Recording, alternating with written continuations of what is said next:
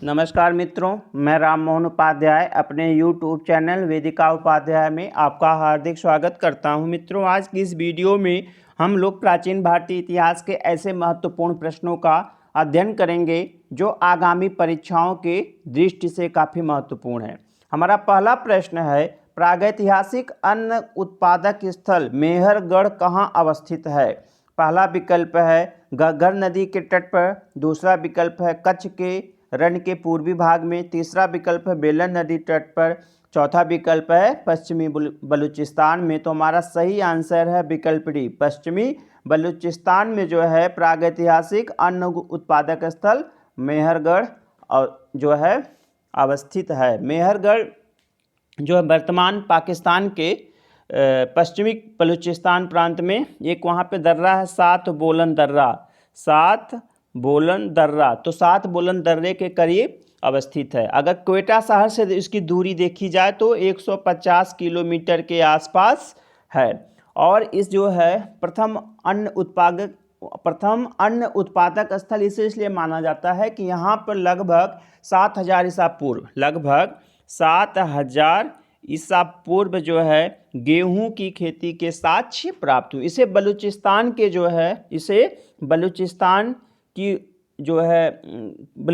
के रोटी की टोकरी कहा जाता है। बलूचिस्तान के रोटी की टोकरी कहा जाता है, ठीक है। और यहाँ से जो है नगरीकरण का प्राचीनतम साक्ष्य भी प्राप्त हुआ है। किसका साक्ष्य? नगरीकरण का प्राचीनतम साक्ष्य भी प्राप्त हुआ, फसल उत्पादन का प्राचीनतम साक्ष्य प्राप्त हुआ है। और यहाँ पे जो है पूर्व ताम्र पाषाणिक संस्कृति, प्राक हड़प्पी संस्कृति का भी जो है प्रमाण प्राप्त हुआ है, ठीक है। कपास की खेती का प्राचीनतम साक्ष्य पूछ लिया जाए तो वो भी मेहरगढ़ होगा। जौ एवं गेहूं की खेती का प्राचीनतम साक्ष्य मेहरगढ़ होगा। इसीलिए जो इसे बलूचिस्तान की रोटी की टोकरी भी कहा जाता है, ठीक ना। इसके बाद हमारा दूसरा विकल्प, ये हमारा सही आंसर हो जाएगा विकल्प डी, पश्चिमी बलूचिस्तान में। तो पहला विकल्प है घग्गर नदी के तट पर। तो घग्गर नदी जो वर्तमान घग्गर हाकरा नदी है, जिसे हम प्राचीन काल में सरस्वती नदी कहा जाता है कि सरस्वती नदी थी। यह एक मौसमी नदी है, ठीक है, और वर्तमान हरियाणा में अवस्थित है। विकल्प बी है कच्छ के रण के पूर्वी भाग में। तो यह कच्छ का रण जो है गुजरात में है। बेलन नदी तट पर, बेलन नदी उत्तर प्रदेश के इलाहाबाद में बहती है। विकल्प का हमारा दूसरा प्रश्न है, सही कथन का चुनाव कीजिए। पहला कथन है प्रागैतिहासिक भारत के संदर्भ में अधिकतर कृषि स्थलों से नवपाषाण कालीन उपकरण भी उपलब्ध हुए हैं। यह कथन पूर्ण रूपेण सही है, ठीक है। जहाँ जहाँ पे जो है कृषि का साक्ष्य प्राप्त हुआ है जिन स्थलों से, वहाँ पे उपकरण भी प्राप्त हुए हैं, पत्थर के बने औजार भी प्राप्त हुए हैं। कथन बी है स्थायी कृषि गतिविधि के लिए आवश्यक था कि विभिन्न प्रकार के सूक्ष्म पाषाण उपकरणों का विकास तथा उपयोग हो। यह कथन जो है गलत है। गलत इसलिए है कि यहाँ पे स्थायी कृषि की गतिविधि तो ठीक है, लेकिन सूक्ष्म पाषाण उपकरण जो है नवपाषाण काल की विशेषता न होकर मध्य पाषाण काल की विशेषता, जिसके कारण मध्य पाषाण काल को माइक्रोलिथ के नाम से जाना जाता। तो हमारा कथन एक सही है। तो हमारा सही आंसर होगा पहला विकल्प है दोनों कथन सही, गलत। दूसरा कथन दोनों कथन गलत, यह भी गलत। तीसरा कथन है विकल्प है कथन ए सही है तथा बी गलत है, यह सही आंसर होगा। तो हमारा सही आंसर है विकल्प सी। मित्रों, आगे बढ़ने से पहले आपसे अनुरोध है, आप वीडियो को देखने के पश्चात सब्सक्राइब, लाइक एवं शेयर अवश्य करें। साथ ही साथ वीडियो या चैनल से संबंधित अगर कोई आपका सुझाव हो तो उसे कमेंट बॉक्स में अवश्य दें। हमारा तीसरा प्रश्न है, किस स्थान पर प्रथम भारतीय पुरापाषाण कालीन कलाकृति की खोज हुई थी? पहला विकल्प दैमाबाद, दूसरा विकल्प मिर्जापुर, तीसरा विकल्प पल्लवरम, चौथा विकल्प सोहन घाटी। तो हमारा सही आंसर है विकल्प सी, पल्लवरम से जो है प्रथम भारतीय पुरापाषाण कालीन कलाकृति की खोज हुई है। पल्लवरम से कब? 1863 ईस्वी में। किसके द्वारा? रॉबर्ट ब्रूस फुट के द्वारा। रॉबर्ट ब्रूस फुट के द्वारा जो है पल्लवरम की से एक हैंडेक्स प्राप्त किया गया था। क्या प्राप्त किया गया था? एक हैंडेक्स प्राप्त किया गया था। कब किया गया था? 1863 ईस्वी में। ठीक है, तो हमारा सही आंसर है विकल्प सी। विकल्प ए है दैमाबाद। दैमाबाद जो है एक प्राक सैंधव स्थल है, और अगर देखा जाए सैंधव सभ्यता का सबसे दक्षिणी स्थल माना जाता है दैमाबाद, और यहाँ से ताम्र निर्मित जो है वस्तुएं प्राप्त हुई हैं। विकल्प बी है मिर्जापुर, उत्तर प्रदेश में है, और यहाँ से पाषाणकालीन चित्रकला के साक्ष्य प्राप्त हुए हैं। विकल्प डी है सोवन घाटी। तो सोवन घाटी वर्तमान जो है पाकिस्तान में है, और यह सिंधु की एक सहायक नदी है। किसकी? यह सिंधु की एक सहायक नदी है, और प्रागैतिहासिक अध्ययन के लिए इस नदी का विशेष महत्व है। 1928 में यहाँ पे 1928 में के.एन.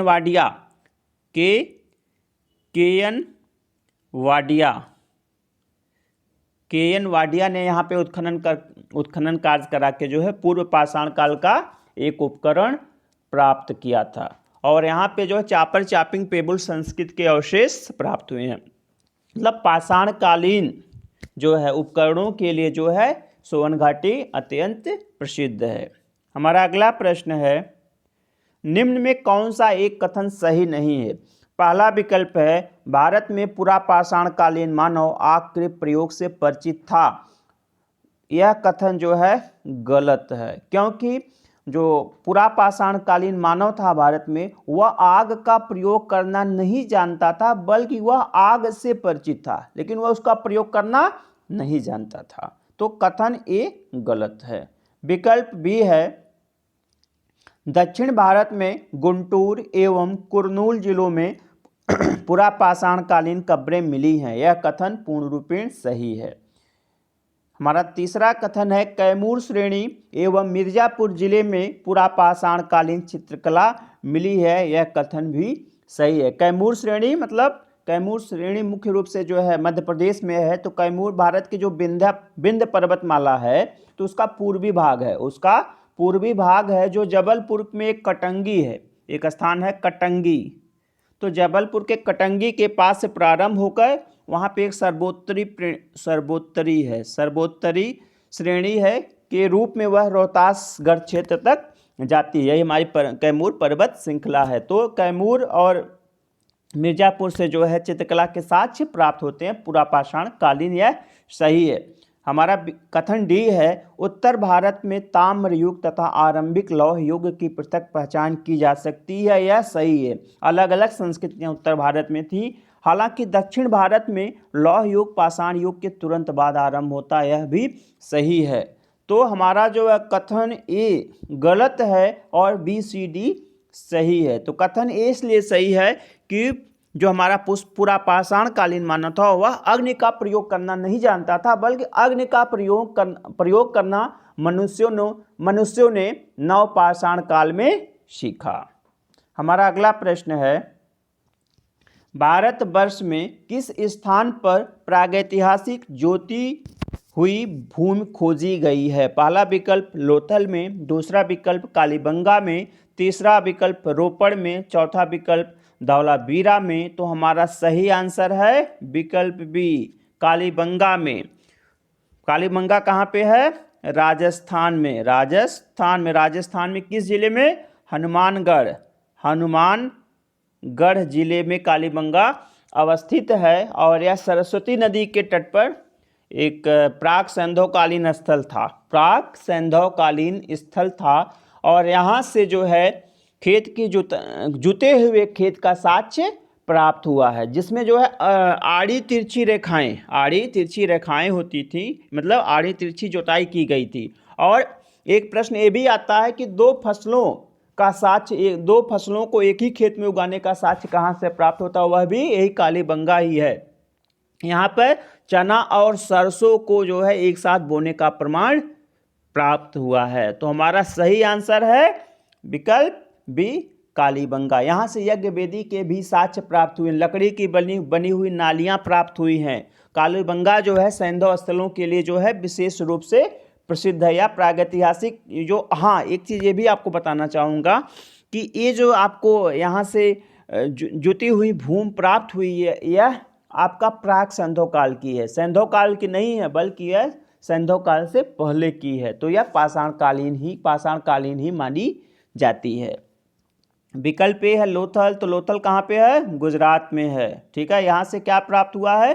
गोदीबाड़ा के साक्ष्य प्राप्त हुआ। यहाँ से भी यज्ञवेदी के साक्ष्य प्राप्त हुए हैं। यहाँ पे घोड़े के भी साक्ष्य प्राप्त हुए हैं। भूसी के साक्ष्य, धान की भूसी का साक्ष्य यहाँ से प्राप्त हुआ है। तो लोथल जो है एक प्रसिद्ध सैंधव स्थल था और वहाँ का बंदरगाह नगर था। विकल्प सी है रोपड़, तो रोपड़ जो है एक सैंधव स्थल है और यह कहाँ पे है? आपके पंजाब प्रांत में अवस्थित है। और स्वतंत्रता के बाद एक प्रश्न आता है, स्वतंत्रता के बाद सबसे पहले भारत में किस स्थल की खोज हुई थी? तो स्वतंत्रता के बाद सबसे पहले भारत में रोपड़ की ही खोज हुई थी। विकल्प डी है धौलावीरा, धौलावीरा जो है गुजरात में अवस्थित है और यह एक सुंदर नगर था और यहाँ से जो सैंधव सभ्यता के पर्याप्त अवशेष प्राप्त हुए हैं। इसके बाद हमारा अगला प्रश्न है, पुरातत्व में स्तर विन्यास पद्धति निम्न में से किसको समझने के लिए प्रयुक्त है? पहला विकल्प है किसी संस्कृति के विस्तार की सीमा, दूसरा विकल्प है भौतिक संस्कृति के क्रमिक निक्षेप को, तीसरा विकल्प है बस्ती निवासियों के शारीरिक लक्षण, चौथा विकल्प है दुधारू पशुओं की सांख्यिकी संपत्ति। तो हमारा सही आंसर है विकल्प बी। विकल्प बी क्या है? भौतिक संस्कृति के क्रमिक निक्षेप को, जो हमारा स्तर विन्यास पद्धति होता है जिसको आप ऊर्ध्वाधर उत्खनन कह सकते हो। ठीक है, तो इससे क्या होता है कि जब खुदाई की जाती है तो उसमें कई संस्कृतियों के जो है अवशेष या स्तर प्राप्त होते हैं। तो यह जो है भौतिक संस्कृति के क्रमिक नवची, जैसे मोहनजोदड़ो की जब खुदाई हुई तो वहाँ पे 7 स्तर प्राप्त हुए हैं। ठीक है, तो उससे 7 संस्कृतियों का मतलब 7 बार जो उस नगर के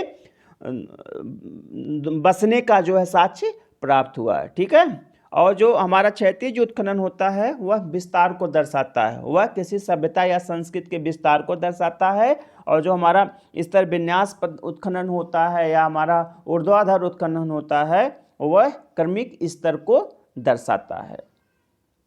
हमारा अगला प्रश्न है, निम्नलिखित में से किस स्थान से गर्त निवासों का पुरातात्विक साक्ष्य प्राप्त होता है? पहला विकल्प राखीगढ़ी, दूसरा विकल्प गुफकराल, तीसरा विकल्प मेहरगढ़, चौथा विकल्प बालकोट न होकर बालकोटा है या बालाकोट है, सॉरी बालाकोट है। ठीक है, तो हमारा जो इसमें सही गर्त निवासों के साथ, हम लोगों ने इसके पहले इस प्रश्न को एक बार हल किया है, तो हमारा सही आंसर होगा विकल्प बी गुफकराल। गुफकराल जो है नवपाषाण कालीन स्थल है और यह जम्मू कश्मीर में अवस्थित है और यहाँ से गर्त निवास के साक्ष्य प्राप्त होते हैं। पहला विकल्प है राखीगढ़ी, तो राखीगढ़ी एक सैंधव स्थल है, भारत में सबसे बड़ा सैंधव स्थल माना जाता है। यहाँ से जो है कहाँ पे अवस्थित है? हरियाणा में अवस्थित है और यहाँ से यज्ञ वेदियों के भी साक्ष्य प्राप्त होते हैं। हमारा विकल्प सी मेहरगढ़, अभी हम लोगों ने मेहरगढ़ के विषय में ऊपर पढ़ा। बालाकोट जो है यह भी सिंध प्रांत में स्थित एक सैंधव स्थल था और बंदरगाह नगर था। यह बालाकोट बंदरगाह नगर था। यहाँ से सीप उद्योग के साक्ष्य प्राप्त हुए। किसके? सीप उद्योग के साक्ष्य प्राप्त हुए हैं। हमारा अगला प्रश्न है, इंडियन एपिग्राफी पुस्तक के लेखक हैं। पहला विकल्प DC सरकार, दूसरा विकल्प HD संकालिया, तीसरा विकल्प FF पार्जिटर, चौथा विकल्प इनमें से कोई नहीं। तो हमारा सही आंसर है विकल्प ए DC सरकार। इंडियन एपिग्राफी पुस्तक के लेखक कौन है? दिनेश चंद्र सरकार हैं। एपिग्राफी में हम लोग किसका अध्ययन करते हैं? एपिग्राफी में हम लोग अभिलेखों का अध्ययन करते हैं। हमारा अगला प्रश्न है, निम्न घटनाओं को बढ़ते क्रम में सजाएं। पहला विकल्प मीजोलिथिक, दूसरा विकल्प पैलियोलिथिक, तीसरा विकल्प कैल्कोलिथिक, चौथा विकल्प नियोलिथिक। तो हमारा इसमें जो है सही क्रम होगा कि सबसे पहले जो है पुरापाषाण काल आता है। सबसे पहले पुरापाषाण काल आता है, तो जिसे हम इंग्लिश में पैलियोलिथिक कहते हैं, तो वो पहले आएगा विकल्प बी। इसके बाद जो है मीजोलिथिक। ठीक है, तो पहले आएगा विकल्प बी, उसके बाद आएगा विकल्प ए, क्योंकि जो मीजोलिथिक है मध्य पाषाण काल को हम लोग मीजोलिथिक के नाम से जानते हैं। इसके बाद आएगा नियोलिथिक, विकल्प डी आएगा, ठीक है। नियोलिथिक का मतलब नवपाषाण काल को हम लोग नियोलिथिक कहते हैं। इसके बाद आएगा विकल्प सी, कैल्कोलिथिक, जो ताम्रपाषाण काल है, ताम्रपाषाण काल को हम लोग कैल्कोलिथिक के नाम से जानते हैं। तो हमारा सही आंसर होगा विकल्प BADC। तो देखते हैं इसमें कौन सा सही आंसर है। विकल्प डी BADC हमारा सही आंसर है। अगला प्रश्न है, निम्न में कौन सा दक्षिण भारत की महापाषाण कालीन संस्कृति से संबद्ध है। पहला विकल्प गोलाश्म पाषाणों से समृद्ध समाधान, दूसरा विकल्प काले और लाल मृदभांडों का प्रयोग, तीसरा विकल्प आहत सिक्कों का प्रयोग, चौथा विकल्प नगरीय बस्तियां। तो हमारा सही आंसर है इसमें जो हमारा पहला विकल्प है गोलाश्म पाषाणों से समृद्ध समाधान, यह सही है। यह जो दक्षिण भारत की महापाषाण कालीन संस्कृति, यह भी प्रश्न आता है, महापाषाण कालीन संस्कृति संबंधित है तो दक्षिण भारत से है। तो यहाँ से जो है गोलाश्म पाषाणों से समृद्ध समाधान प्राप्त हुए हैं, ठीक।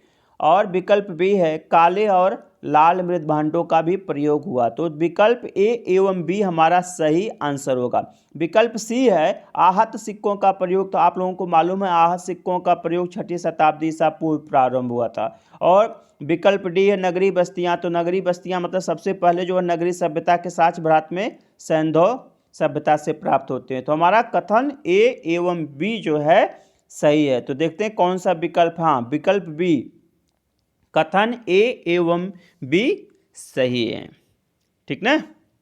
जो दक्षिण भारत में नवपाषाण कालीन संस्कृति के बाद महापाषाण कालीन संस्कृति के प्रमाण प्राप्त होते हैं, ठीक है। इस महापाषाण कालीन संस्कृति का जो समय है लगभग 1000 BC से जो है 500 BC है। 1000 ईसा पूर्व से 500 ईसा पूर्व इसका समय माना जाता है। इस संस्कृति के लोग जो है अपनी कब्रों को बड़े बड़े पत्थरों से ढक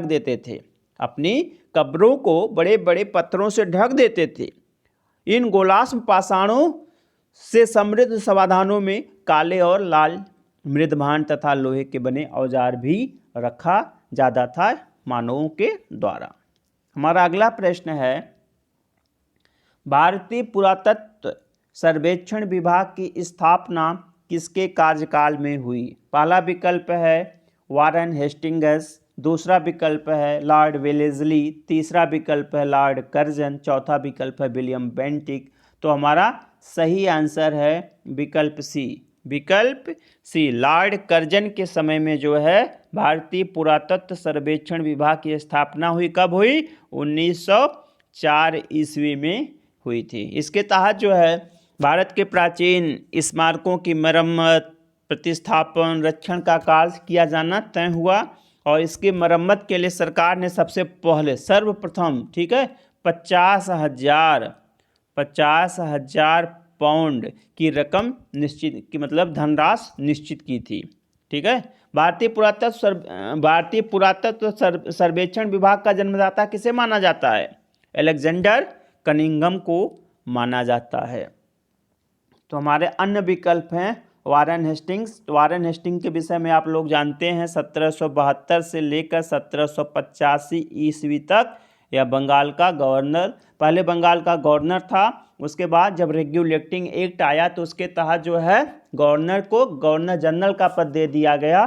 तो यह बंगाल का प्रथम गवर्नर जनरल भी था, ठीक है। इसी के समय में जो है कलकत्ता में सर्वोच्च न्यायालय की स्थापना हुई थी। लॉर्ड वेलेस्ली जो है 1799 से 1805 इसका कार्यकाल था, सहायक संधि के लिए प्रसिद्ध है। लॉर्ड कर्जन हो ही गया, और कर्जन का समय कब से कब था? इनका भी समय जो 1899 से 1905 था। और विलियम बेंटिक का समय जो है, विलियम बेंटिक इसके लिए प्रसिद्ध है, अपने सुधारों के लिए, अपने सामाजिक सुधारों के लिए भारत में प्रसिद्ध हैं। और ये लगभग 1828 से लेकर 1835 ईस्वी तक इन्होंने भारत में शासन किया। हमारा अगला प्रश्न है, नीचे दिए गए शिल्पों में कौन भारत के प्रागैतिहासिक काल के लिए स्रोत सामग्री के रूप में उपयोगी है? पहला विकल्प जीवाश्म, दूसरा विकल्प हाथ की कुल्हाड़ियाँ, तीसरा विकल्प मृदभांड, चौथा विकल्प अस्थि अवशेष।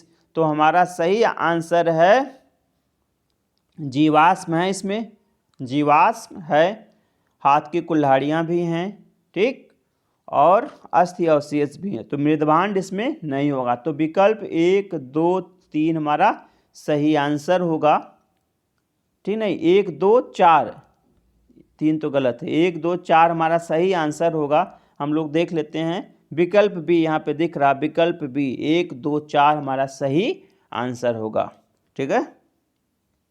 हमारा अगला प्रश्न है, प्रागैतिहासिक कुल्हाड़ियाँ प्राप्त हुई हैं। पहला विकल्प अतिरपक्कम से, दूसरा विकल्प आदिच नल्लूर से, तीसरा विकल्प अरिकामेड से, चौथा विकल्प इनमें से कोई नहीं।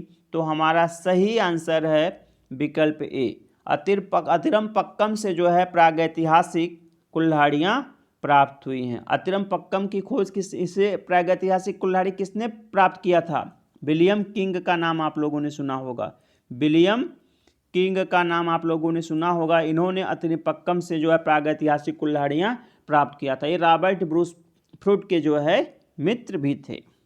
हमारा अगला प्रश्न है, भारत में पुरापाषाण काल के अधिकांश औजार बने थे। पहला विकल्प स्फटिक के, दूसरा विकल्प सलखड़ी के, तीसरा विकल्प गोमेज के, चौथा विकल्प इंद्रगोप मणि के। तो हमारा सही आंसर होगा विकल्प बी, सलखड़ी के। सलखड़ी को हम लोग जो है स्फटिक या क्वार्टजाइट के नाम से भी जानते हैं, क्वार्टजाइट, ठीक है, या स्फटिक के नाम से भी, नहीं सॉरी यहाँ पे विकल्प ए होगा, विकल्प ए स्फटिक, सलखड़ी दूसरी जो है, ठीक है। विकल्प ए स्फटिक को जो है हम लोग, ठीक है, क्वार्टजाइट के नाम से भी जानते हैं। और पुरापाषाण काल के जो अधिकांश औजार हैं वह इसी क्वार्टजाइट पत्थर के बने हैं, ठीक है। और जब मध्य पाषाण काल आता है, मध्य पुरापाषाण काल, तो उसमें जो है जैस्पर, चर्ट आदि पत्थरों का भी औजार बनाए जाने लगा, ठीक है। हमारा अगला प्रश्न है, निम्न में कौन सा एक औजार पुरापाषाण कालीन संस्कृति से संबंधित नहीं है? पहला विकल्प कुल्हाड़ी, दूसरा विकल्प गंडासा, तीसरा विकल्प बिदारणी, चौथा विकल्प सेल्ट। तो हमारा सही आंसर है विकल्प ए कुल्हाड़ी है, ठीक है, विकल्प बी गंडासा भी है, विकल्प सी बिदारणी है। तो ए बी सी जो है पुरापाषाण कालीन संस्कृति से संबंधित है। विकल्प डी सेल्ट, विकल्प डी सेल्ट जो है पुरापाषाण कालीन से संस्कृति से संबंधित नहीं है। सेल्ट जो है प्रारंभिक कुल्हाड़ी के लिए जो इसका प्रयोग किया जाता है, प्रारंभिक कुल्हाड़ी के लिए, और यह ताम्रपाषाण काल की विशेषता है, ताम्रपाषाण काल की विशेषता है, ठीक है। अगला प्रश्न है, निम्नलिखित युग्मों पर विचार कीजिए।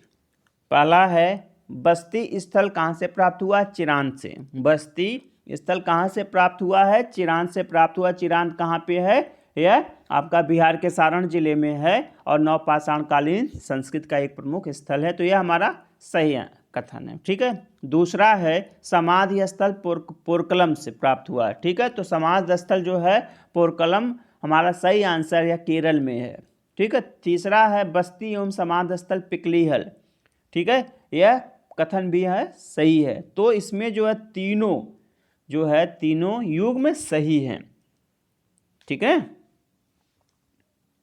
तो हमारा सही आंसर होगा विकल्प डी, विकल्प डी 1, 2, 3 सही है।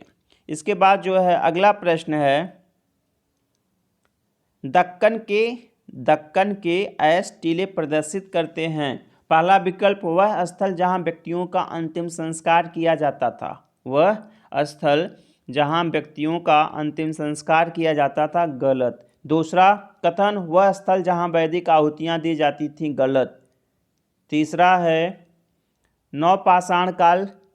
नवपाषाण युग के मवेशी रखने वालों की बस्ती के अवशेष, यह कथन पूर्ण रूपेण सही है। जो दक्कन का जो एस्टिला होता था, वह जो नवपाषाण कालीन जो पशुपालक होते थे, जहाँ पे अपने मवेशियों को रखते थे, ठीक है, बाद में जो गोबर बाढ़ में इकट्ठा हो जाता था तो उसको बाढ़ सहित ही वो लोग जला देते थे, ठीक है, जिसके कारण क्या होता था, वहाँ पे जो है जलाई गई जो गोबर होते थे उसका एक टीला बन जाता था, जिसे हम अयस्क टीला के नाम से जानते हैं।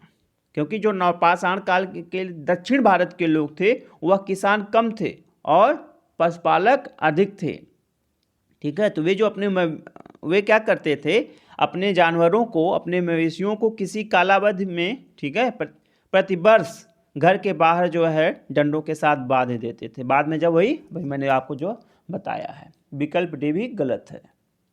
इसके बाद हमारा अगला प्रश्न है, निम्नलिखित 4 स्थलों में सबसे पहले की सांस्कृतिक व्यवस्था मिलती है। पहला विकल्प बनावली से, दूसरा विकल्प कोटदीजी से, तीसरा विकल्प सुरकोटदा से, चौथा विकल्प मेहरगढ़ से। तो इसमें सही आंसर है विकल्प डी, मेहरगढ़ से। विकल्प डी, मेहरगढ़ से जो है सबसे पहले जो है सांस्कृतिक प्रावस्था मिलती है। अभी मैंने आपको ऊपर बताया है कि जो मेहरगढ़ है वह पश्चिमी बलूचिस्तान में है, ठीक है, और यहाँ पे जो है प्राचीनतम नगरीकरण का साक्ष्य यहाँ पे प्राप्त होता है। तो यहाँ पे कृषि का प्राचीनतम साक्ष्य प्राप्त होता है, कपास की खेती का प्राचीनतम साक्ष्य प्राप्त होता है। तो हमारा सही आंसर है विकल्प डी, मेहरगढ़ से जो है प्राचीनतम सांस्कृतिक अवस्था प्राप्त होती है। बनावली के विषय में हम लोगों ने चर्चा किया था, राजस्थान हरियाणा में है। कोटदीजी जो है एक सैंधव स्थल है, सुरकोटदा जो है, ये दोनों स्थल जो है गुजरात में है। इसके बाद हमारा अगला प्रश्न है, भारत में प्रागैतिहासिक मानव का प्राचीनतम जीवाश्म निम्नलिखित में से किस स्थान से मिलता है।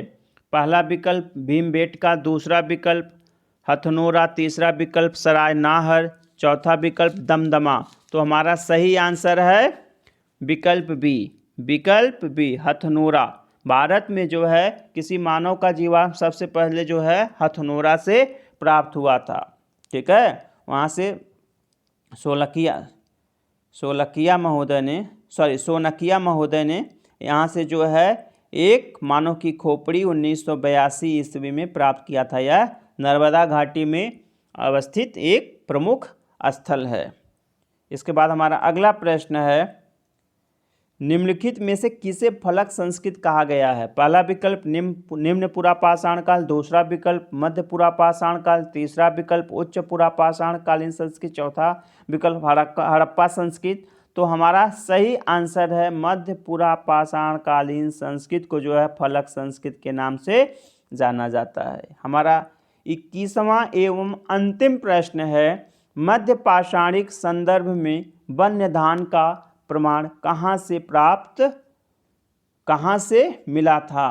तो पहला विकल्प है सरायनाहर, दूसरा विकल्प है चौपानी मांडू, तीसरा विकल्प है लेखैया, चौथा विकल्प है लघनाश। तो वन्य धान का प्राचीनतम जो है प्रमाण कहाँ से मिला है, विकल्प बी, चौपानी मांडू से प्राप्त हुआ। चौपानी मांडू कहाँ पे अवस्थित है, चौपानी मांडू उत्तर प्रदेश के जो है बेलन घाटी है, ठीक है। तो इसी बेलन घाटी में जो है चौपानी मांडू अवस्थित है, ठीक है। सरायनाहर कहाँ पे है, सरायनाहर आपका उत्तर प्रदेश के प्रतापगढ़ जिले में अवस्थित है। लेखैया कहाँ पे है, यह विंध्य पर्वतमाला में है। और विकल्प डी लघनाश जो है गुजरात में अवस्थित जो है एक मध्य पाषाणिक स्थल है, ठीक है। यहाँ से 14 मानव कंकालों के साक्ष्य प्राप्त हुए हैं, ठीक है। तो मित्रों, आज की वीडियो में मैंने कुल प्राचीन इतिहास के 21 प्रश्नों को रखा था, जो कि आगामी परीक्षाओं जैसे प्रवक्ता राजकीय inter college, assistant professor government degree college, assistant professor Uttar Pradesh उच्चतर शिक्षा सेवा आयोग, असिस्टेंट प्रोफेसर राजकीय डिग्री कॉलेज राजस्थान, ठीक है, सभी परीक्षाओं के लिए यह समान रूप से महत्वपूर्ण है। साथ ही साथ जो PCS या अन्य परीक्षाओं में सामान्य अध्ययन के रूप में भी इसे आप लोग देख सकते हैं। अति महत्वपूर्ण प्रश्नों की श्रृंखला है। तो मित्रों, आज की वीडियो मैं यहीं पे समाप्त करता हूं और अगली वीडियो लेकर अति शीघ्र ही आप लोगों के समक्ष उपस्थित होऊंगा। आप लोगों को बहुत बहुत धन्यवाद। नमस्कार।